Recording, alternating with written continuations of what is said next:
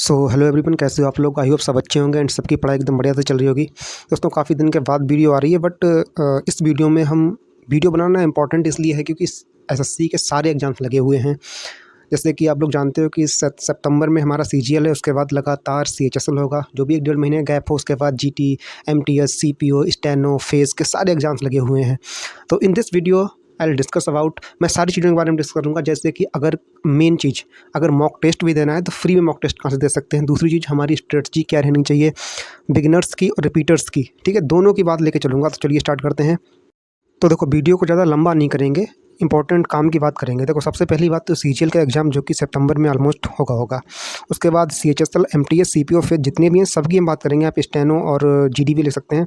और मेनली जब भी कोई एग्ज़ाम देता है तो दो ही चीज़ें देखो होती हैं, या तो जो भी एग्ज़ाम देगा एस्पायरेंट वो तो बिगिनर होगा या तो फिर रिपीटर होगा। और यहाँ हम क्या करेंगे, दोनों कैटेगरी लेके चलेंगे कि अगर बिगिनर को भी करना है तो क्या करना है, और रिपीटर का मतलब मैं यहाँ ये लेके चलता हूँ कि आपको 1 साल 2 साल लगभग हो चुका होगा, आपका सिलेबस लगभग 60 से 70% कंप्लीट होगा। तो यहाँ पे हम बात करेंगे मेनली रिपीटर की। और उसके बाद हम देखेंगे कि अगर कोई बिगिनर है तो उसे क्या करना चाहिए। तो देखो, सबसे पहली बात तो अगर कोई रिपीटर है तो सबसे इम्पॉर्टेंट चीज़ उसके लिए मैं अपनी हर वीडियो में बताता हूँ, बार बार बताता हूँ कि मॉक टेस्ट से ज़्यादा इम्पॉर्टेंट कुछ भी नहीं है। चीज़ पे बात करते हैं तो वो है कि जो भी आपके वीक टॉपिक्स हैं उन पे आप काम करिए। देखो, बहुत सिंपल सी चीज़ है, बहुत ज़्यादा स्ट्रेटजी की ज़रूरत नहीं है, सिंपल चीज़ है। अगर आप एक रिपीटर हैं तो आपको क्या करना है, सबसे पहली बात तो रिपीटर होंगे। मैं फिर बता चुका कि अगर रिपीटर हैं तो मैं मानता हूँ कि आपने लगभग 1 साल 1.5 साल अपने तैयारी को दिए होंगे, यानी कि आपका 60-70% सिलेबस होगा।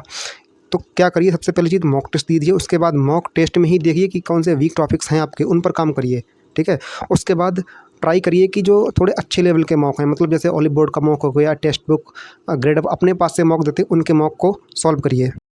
और तीसरी चीज़ है, जो की फैक्टर अभी आ रहा है निकल के, जो है सेक्शनल टाइमिंग, सबसे बड़ा गेम चेंजर हो रहा है सेक्शनल टाइमिंग। मैं अपने एक्सपीरियंस से बता रहा हूँ, आप मॉक टेस्ट देके देखना, सेक्शनल टाइमिंग सबसे बड़ा बवाल हो रखा है, स्पेशली मैथ्स और रीजनिंग के लिए, समझे। तो इसलिए आपको वीक टॉपिक पे बहुत काम करना है। दूसरी चीज़, आपको स्किपिंग भी सीखनी पड़ेगी। जो क्वेश्चन भाई अगर नहीं बन रहा है 40-50 सेकंड में, उसको तुरंत स्किप करना पड़ेगा। अगर स्किप नहीं कर रहे हो तो गड़बड़ हो जाएगा, मैथ्स में नंबर बहुत कम रह जाएंगे।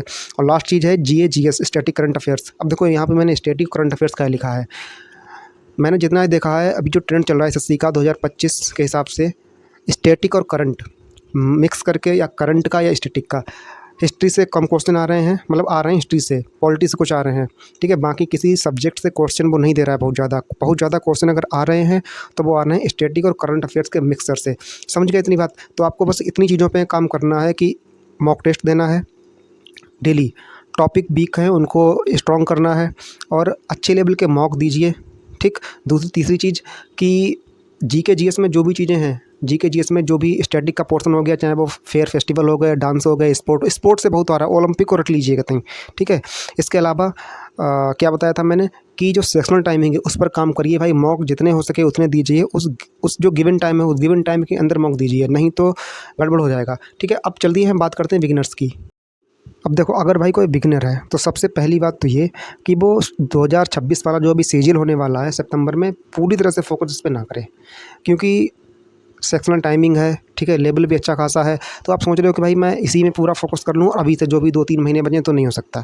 तो क्या करना है आपको, पहले तो अपना 60-70% सिलेबस पूरा करिए।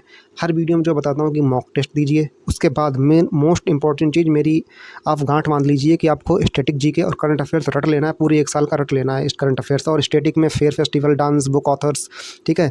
और इसके अलावा आपको काम करना है, देखो, फेयर फेस्टिवल्स हो गए, बुक ऑथर्स हो गए, डांस हो गए, फोक डांसेस हो गए, ठीक है। और इन सारी चीज़ों पे स्टैटिक में जितना पोर्शन है इन सब पे आपको पूरा तरह से काम करना है। दूसरी चीज़, सिनोनिम्स, एंटोनिम्स और बनवर्ड्स, सब्स्टिट्यूशन और इडियम एंड फ्रेज, इनके लिए चाहे ब्लैक बुक लो चाहे पिनेकल की बुक लो, इन 2 किताबों में से कोई भी बुक ले लो और वही रट डालो, एकदम रट डालो। बिना रटे काम नहीं चलेगा, ये मान लीजिए आप। इंग्लिश और जीएस पूरा रोल प्ले करेगी क्योंकि वो वैसे ही तकलीफ देती है। और मैथ और रीजनिंग में हो गया सेक्शनल टाइमिंग। तो भाई ये समझ लो कि अब पेपर टफ नहीं, अब अल्ट्रा टफ हो गया पेपर, समझे।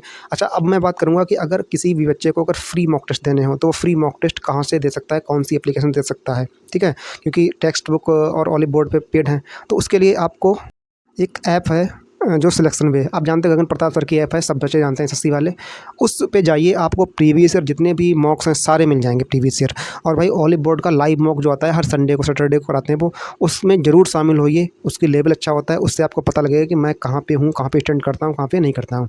तो धन्यवाद। इस वीडियो में इतना ही, छोटी सी वीडियो थी, मैंने जो इंपॉर्टेंट चीज़ थी, बाकी की बकवास ना करते हुए जितनी इंपॉर्टेंट चीज़ उतनी चीज़ के बारे में बात की। तो चलिए अगली वीडियो में मिलते हैं, तब तक के लिए धन्यवाद। और चैनल को सब्सक्राइब करें, वीडियो को लाइक करें।